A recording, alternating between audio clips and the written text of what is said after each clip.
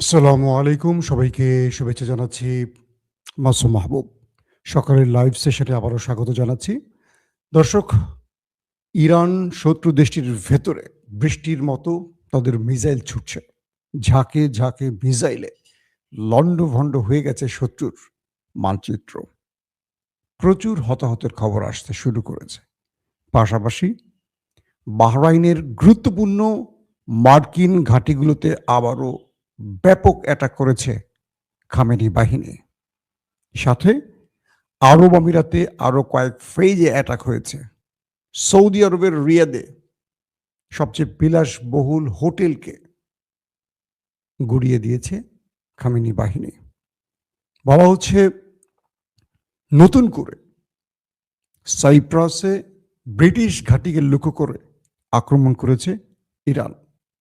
একই সাথে France, German, Britain মার্কিন যুক্তরাষ্ট্রকে এই যুদ্ধে পাশে থেকে সহযোগিতা করার আশ্বাস দিয়েছে। অর্থাৎ ইরানের বিরুদ্ধে আরো কিছু দেশ মাঠে নেমে যাচ্ছে, এমনটি বোঝা যাচ্ছে। তারপরও কেন ডোনাল্ড ট্রাম্প ইরানে ব্যর্থ?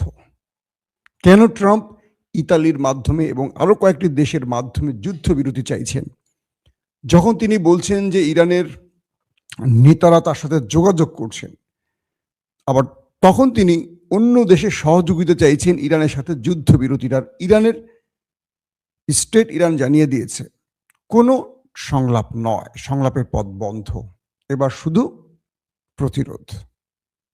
তাহলে কে যুদ্ধবিরতি চাইছে, ইরান না আমেরিকা? চলুন সকল বিষয়গুলো আজকে লাইভ সেশনে আপনাদের জানাবো। দর্শক, আপনাদের অনেক প্রশ্ন থাকে, সেই প্রশ্নগুলো আমি মাঝে মাঝে যেগুলো আমার চোখে পড়ে লাইভের মধ্যে আমি চেষ্টা করব উত্তর দিতে। যদি ইম্পর্টেন্ট কোনো প্রশ্ন থাকে একই প্রশ্ন করবেন না, বা যে প্রশ্নগুলো আমার লাইভের আলোচনার মধ্যে থেকে যাবে, মানে আমি যেগুলো বলে ফেলবো এগুলো রিপিট প্রশ্ন করবেন না। ধরেন আমি একটা কথা বলে ফেলছি, আপনারা পরে এসে প্রশ্ন করছেন, হয়তো সেই দর্শক কিছুক্ষণ আগে ঢুকেছে বা একটু পরে ঢুকেছে, লাইভটা আপনারা যেখান থেকে দেখেন প্রয়োজনে আবার শুরু থেকে দেখবেন।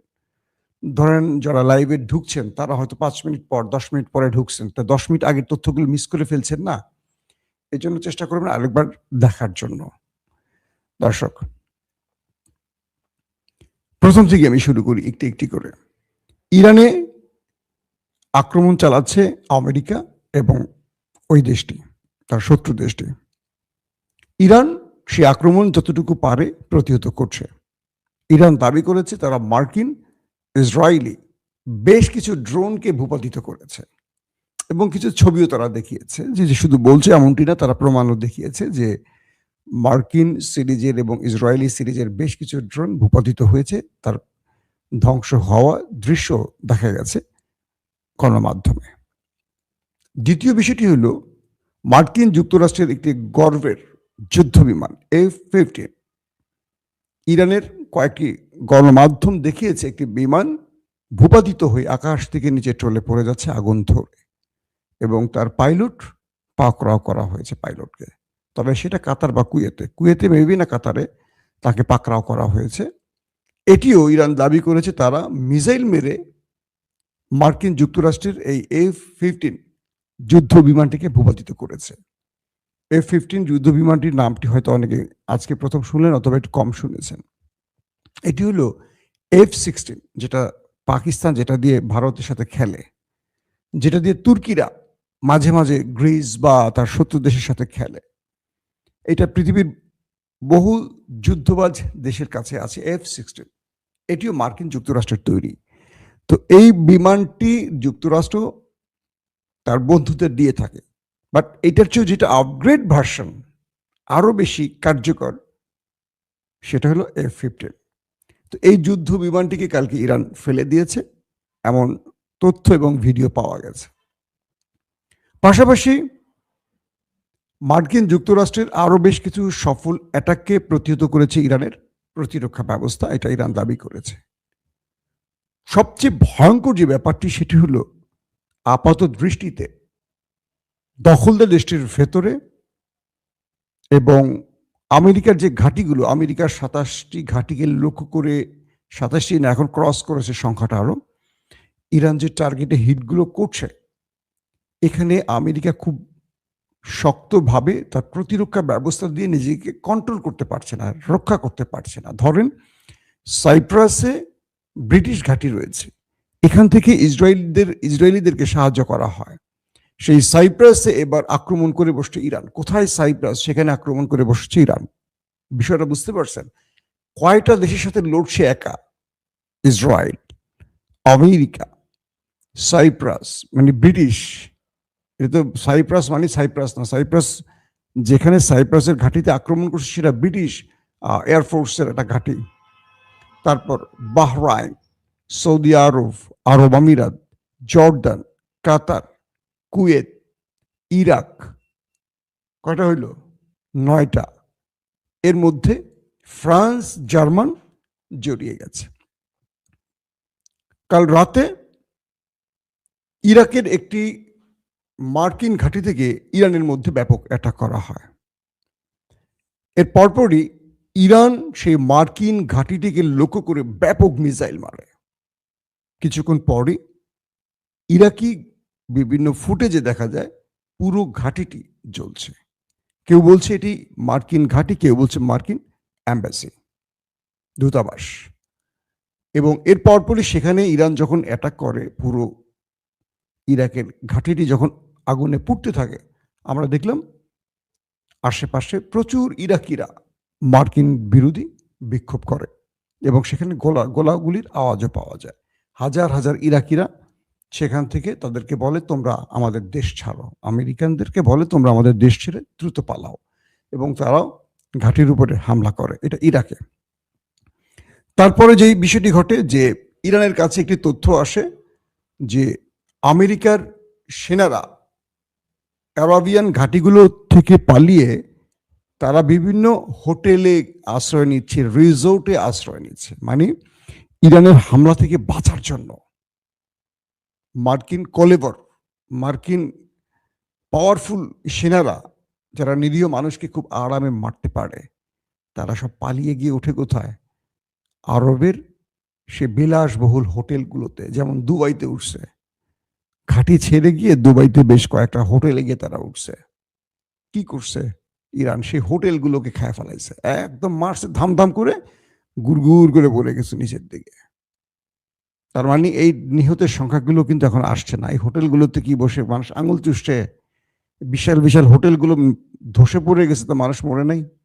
মানুষ কি আকাশে চলে গেছে আরেকটা ফ্লাইটে? কালকে কি করছে সৌদি আরবের রিয়াদে একটা হোটেল আছে, কি রেজেন্সি টাইপের নামে একটা হোটেল দেখলাম আমি। এটা আল জাজিরারও কয়েকটা সংবাদে খেয়াল করলাম।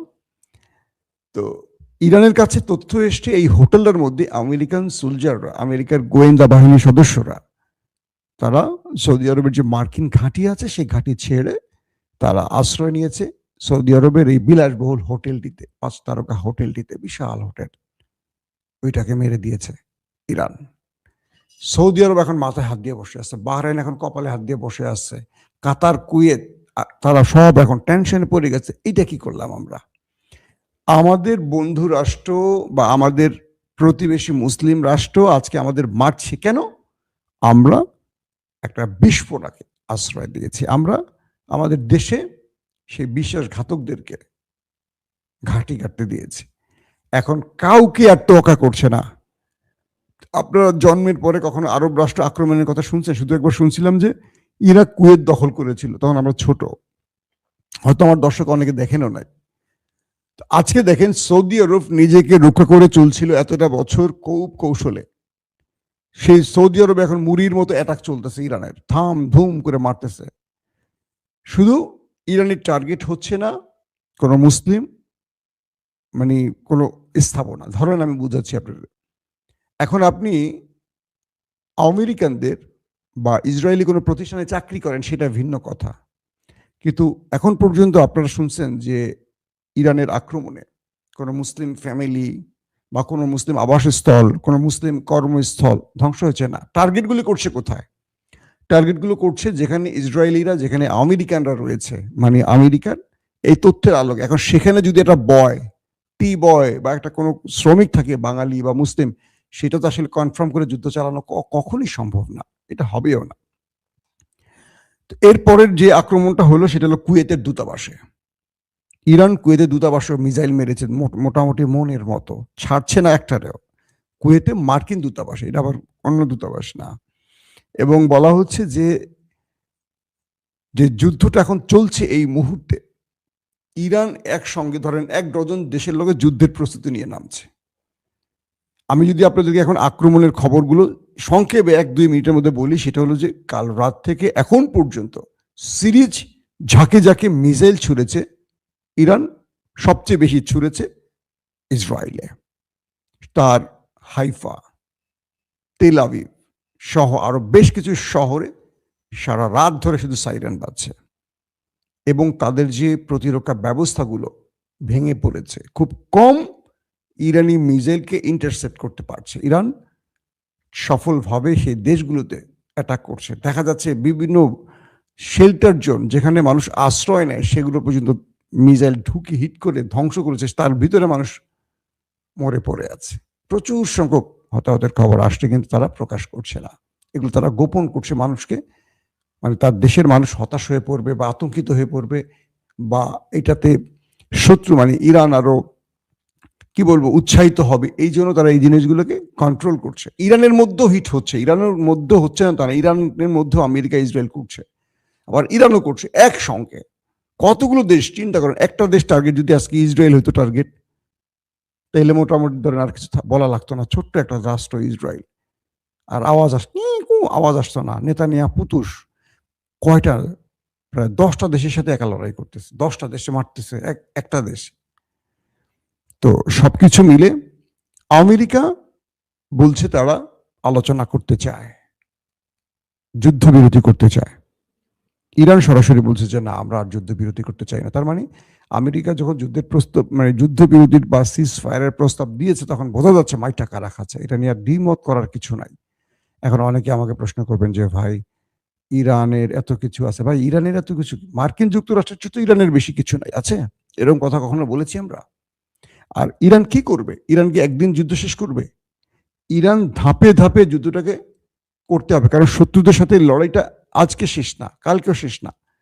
মার্কিন যুক্তরাষ্ট্রের টার্গেট রেজিম চেঞ্জ, আর ইরানের টার্গেট শত্রুর সাথে লং টাইম যুদ্ধকে বাঁচিয়ে রাখা। একদিকে যুদ্ধ চলবে, একদিকে মিসাইল তৈরি হবে, একদিকে বন্ধুদের কাছ থেকে মিসাইল কিনতে হবে, অনেক কিছু চলবে। তো ইরান একদিন দম শেষ করবে? যুদ্ধের কিছু কৌশল থাকে প্রতিটা রাষ্ট্রের, কখনো যুদ্ধটার গতি বাড়বে, কখনো একটু স্লো করবে, কখনো তাকে ফাঁদে ফেলবে আবার বাড়াবে, কখনো 5টা অকেজো মিসাইল মারবে, তারপর হঠাৎ করে 2টা কার্যকর মিসাইল মারবে। এগুলো অনেক রকম কৌশল থাকে। একটা জিনিস ভালো করে বোঝার চেষ্টা করেন যে ইরানের সর্বোচ্চ নেতা আয়াতুল্লাহ আলী খামিনি মারা গেছেন, এই সংবাদটা তো দ্রুত ইরান কেন দিয়েছে? খুব কৌশলে আসেন, এবার কিছু তথ্য দেই আপনাদের। কেন ইরান এই তথ্যটা সবার আগে দিল? মানে একটু পারতো তো 2 দিন গোপন করতে। ইরান এখানে একটা খুব মাইন্ড গেম খেলছে আমেরিকা এবং ইসরায়েলের সাথে। ইসরায়েল এবং আমেরিকার টার্গেট হলো যে কোনো ভাবে ইরানের রেজিম চেঞ্জ ঘটিয়ে রেজা পাহলভিকে ক্ষমতায় বসানো। ইতিমধ্যে রেজা পাহলভি খুব লাফালাফি করতেছেন, শেপ টেপ করে, কোট টোট পরে, ব্লেজার পরে, হ্যাঁ, সেন্ট মেখে সবকিছুর মধ্যেই তার সেন্ট লাগাচ্ছেন আর কি, দিয়ে তিনি পুঁক পুঁক করে ঘুরে বেড়াচ্ছেন যে তিনি ইরানের প্রেসিডেন্ট হতে যাচ্ছেন। তিনি আজকে এই টিভি ওই টিভির ইন্টারভিউ দিচ্ছেন, তিনি বলছেন যে ইরানে ইসরায়েলের সাহায্য নিয়ে আমরা ক্ষমতায় বসবো। ইসরায়েলের সাহায্য নিয়ে মানে বাংলাদেশের প্রধানমন্ত্রী যদি ভারতের সাহায্যে হয়, সেই প্রধানমন্ত্রীর কোনো দরকার আছে? আছে কিনা বলেন? ইসরায়েলের সাহায্য নিয়ে রেজা পাহলভি ইরানের প্রেসিডেন্ট হবে, মানে ইসরায়েল আর আমেরিকার। কি সুন্দর বক্তব্য তার, খুব খুশি হলাম শুনে। এরকম লোককে ইরান বসার ক্ষমতা আমরা চাই। এখন ধরেন যে বিষয়টি ঘটছে সেটি হলো রেজিম চেঞ্জের যে টার্গেট নিয়ে আমেরিকা এসছিল, এই টার্গেট মোটামুটি ব্যর্থ হয়ে গেছে। কারণ ব্যর্থ না হলে কি করে আমেরিকা ইরানকে বলে আসো আমরা সমঝোতা করি? তার মানে ওরা বুঝে গেছে, ওরা বোঝে নাই যে মধ্যপ্রাচ্যে ইরান সবগুলো দেশে এরকম পেটাবে। ওরা মনে করছে আমরা মেরে ফেলবো 1 ঘন্টায়, ইরানও কয়েকটা মারবে ধুমধুম, তারপরে সমঝোতা করে ফেলবো। কিন্তু ইরান যে রেড লাইন ক্রস করলে এইভাবে মিসাইল মারবে আর আরবের মধ্যে মার্কিনীদের হোতায় ফেলবে। মার্কিনীদের বহু সেনা, বুঝছেন, কিন্তু মার্কিনীরা বলছে না, বলবে না, এটা যুদ্ধের কৌশল। এতগুলো 5 স্টার হোটেলে হিট করছে, এখানে ওরা ছিল না, ওরা কই গেছে? ওরা কি স্যাটেলাইট দিয়ে উপরে চলে গেছে? তো উপরে যাওয়া মানে তো একই কথা, আমরা তো বলছি ওপরেই গেছে, ওরা ওপরেই গেছে, তাই না? ওপরেই তো গেছে। তো ইরান তো প্রথম দিনই দাবি করছে 250 উপরে পাঠাইছে, প্রথম দিন কয়েক ঘন্টায়, আজকে ছড়াইছে না কয়েকদিন। এখন যেটা হলো, ইরানের রেজিম চেঞ্জ আমেরিকার জন্য কঠিন হয়ে পড়ছে। কেন? ওরা মনে করেছে যে আমরা আক্রমণ করে জনগণকে বলবো তোমরা মাঠে নেমে যাও, খমেনিকে মেরে ফেলবো, তারপর তোমরা মাঠে নামো, জনগণ মাঠে নেমে বাকি কাজ করে দেবে। ইরান আমেরিকা স্থল বাহিনী পাঠাবে প্রয়োজনে। ইন্টারেস্টিং ব্যাপার, যখনই ইরানের রাষ্ট্রীয় গণমাধ্যম বলেছে আয়াতুল্লাহ আলী খামেনি শাহাদাত বরণ করেছে, কোটি মানুষ রাস্তায় নেমে গেছে। এরা হলো এই সরকারের পক্ষে, খামেনি সরকারের পক্ষে। আর যারা খামেনির বিরোধী তারা নিজের দরজা বন্ধ করে ঘরে ঢুকে গেছে। এখন আমেরিকা তো দেখলো, আয় হায় রে আল্লাহ, আমরা কি করলাম? আমেরিকার এই খেলা বাতিল হয়ে গেল, শেষ হয়ে গেল। আমেরিকার এই খেলা টিকলো না। কারণটা কি?